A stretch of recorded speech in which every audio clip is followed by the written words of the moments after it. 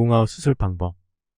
귀 뒤쪽에 위치한 골도 부분의 피부를 동전만한 크기로 절개한 다음 뼈를 일부 깎아내고 얇은 전극을 넣은 다음 기기가 잘 작동하는지 환자의 반응을 테스트하고 전극의 위치와 작동 여부는 방사선 검사와 정기적 신경 반응 검사로 결과를 확인한 후 절개 부위를 봉합합니다.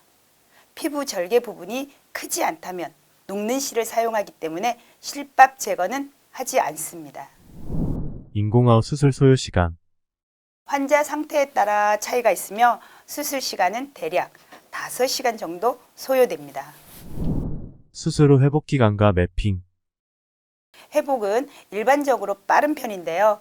인공와우 수술 후 4에서 6주 후 부종이 감소하고 두피의 두께가 6mm 이하로 얇아졌다면 수술을 담당했던 의료진이 환자의 회복 상태에 따라 수술 부위가 완전히 치유된 것을 확인하고 전문 청각사가 환자와 함께 이식된 전극으로 가장 작게 들리는 소리의 역치인 T레벨과 본인이 가장 듣기 편한 최대 수준의 C레벨을 찾은 후 매핑 조율을 받아야 합니다.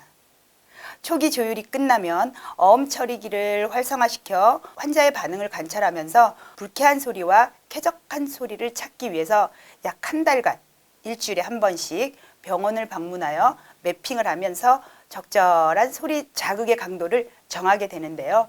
그 후에도 3, 4회 추가적으로 매핑을 하면 어느 정도 적정한 소리의 크기가 정해지고 그 후 다시 1개월에 한 번 매핑을 하면 소리가 어느 정도 안정이 되면서 6개월에서 1년에 한 번씩 정기적으로 검진을 받아야 합니다. 성인과 아동의 경우 매핑 횟수는 각각 다를 수 있습니다. 인공아웃 수술 후 언어 재활 치료.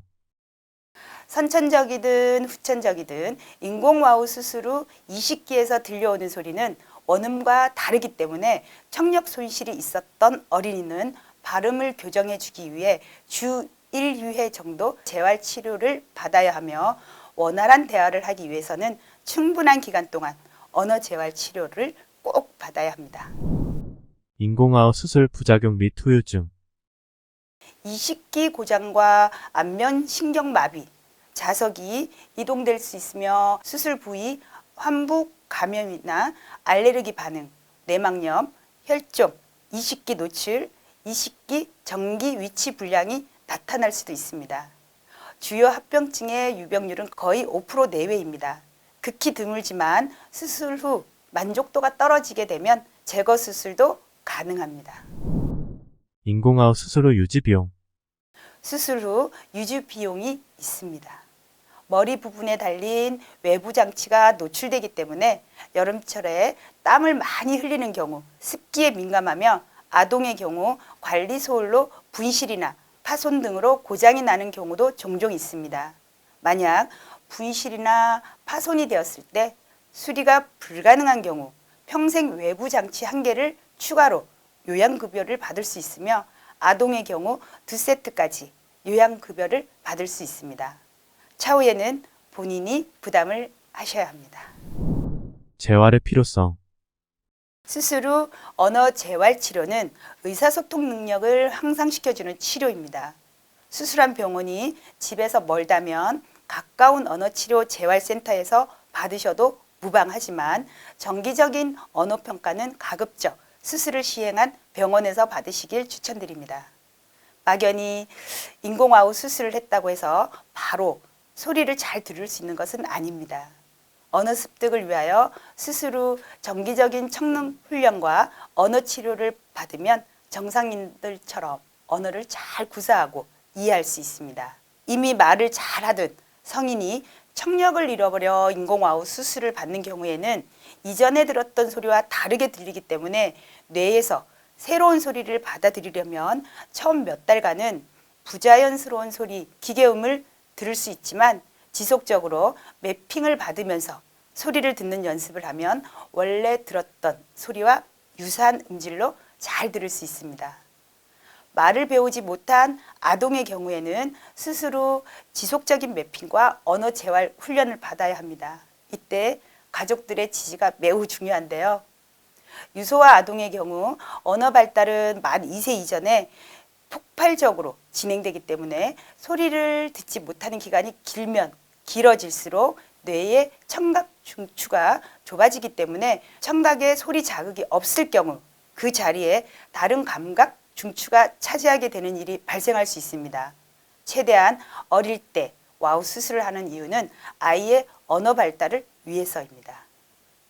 최근 2021년부터는 10개월 된 경우에도 수술을 진행하기도 하며 정말 빠른 경우에는 7개월 영아를 대상으로도 시행하기도 합니다. 이에 대해 일각에서는 수술 결정권이 없는 나이에 시행한다는 비판도 있지만 수술 시기를 놓치게 되면 언어 발달과 재활 성과도 전체적으로 떨어지기 때문에 아이가 성인이 되어서 본인이 결정할 때까지 기다린다는 것은 아이에게 듣고 말할 수 있는 기회를 주지 않겠다는 말과 같다고 생각합니다. 마지막으로 인공와우 이식 수술을 고려 중인 청각장애인분들에게 이번 영상이 조금이나마 도움이 되시길 바라며 금전적인 문제로 수술을 미루고 계시는 분들이 있다면 청각장애인에게 소리를 찾아주는 사랑의 달팽이에게 문을 두드려 보시길 바랍니다. 소리는 세상과 사람을 이어주는 소통의 다리입니다. 특히 소리를 듣지 못하는 청각장애인들에게 보청기와 인공와우 기기는 사람과 사람을 연결해주는 유일한 다리입니다. 이젠 보청기뿐만 아니라 인공와우 수술 비용과 사후 재활에 필요한 유지관리 비용 등 청각장애인들을 위해서 국가에서 소통의 다리를 연결해주기 위해 조금만 더 관심을 가져주시길 바라봅니다.